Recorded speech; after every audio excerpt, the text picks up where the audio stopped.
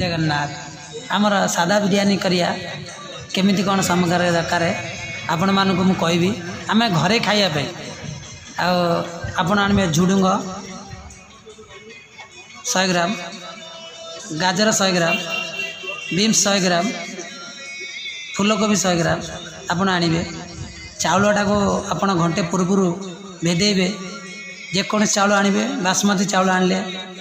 आपण भल चाउल आनिले ताकू घंटे आगुरी भेदेगी रखिबे कहीं भेदाती से लंबा हाँपाई ताकू भेदेले लंबा चाउलटा हम किंतु लंबा हम ना तेणुक न भेदेले आपण घरे खायापे आनिबे तापर आपण घी कि तेल जहाँ यूज करी चल पारे आपण घीरे कले भल स्वादिष्ट आसो तेल टे बास्ना आसो अलगार किंतु घी टे पकेबे घीरे टे चीनी देवे चीनी देला तापर आपण जो पियाज पियाज पकईकी ये करी राइस टाक पकेबे राइस टा पकई सारा जो गाजर बीट पकई दिए तापर पकेबे तापर गाजर बीटा को मसला आगे गोले देवे अदा रसुण मसला जेकोसी मसला बिरियानी मसला आपण गोले देवे आदि आपण सेंट देवे गोलाप जल दे पकई पारे ना अलग दे सेंट पकई खाई पारे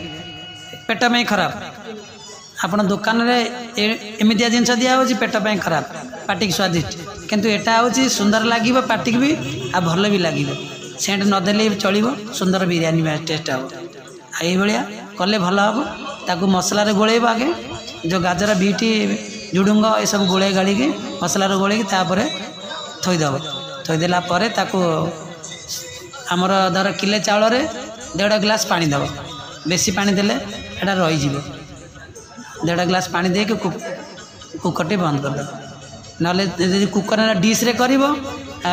चारिकड़ ढाकण चारिकड़ अटा ये करी ढाकणटा दे ओजनिया जिनस थोदेले से सेम चलला आउ से कुकर भाया कम कर एमती कौन सीटी मारे सीटी मारे सुंदर हम खाइबे स्वादिष्ट भी हम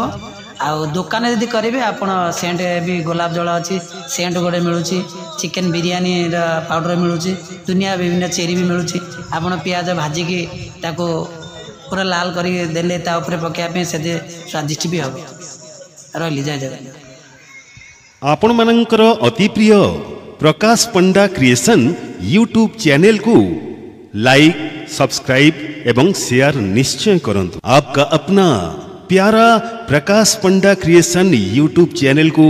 आप लोग लाइक करें, शेयर करें, कमेंट्स करें और सब्सक्राइब जरूर करें।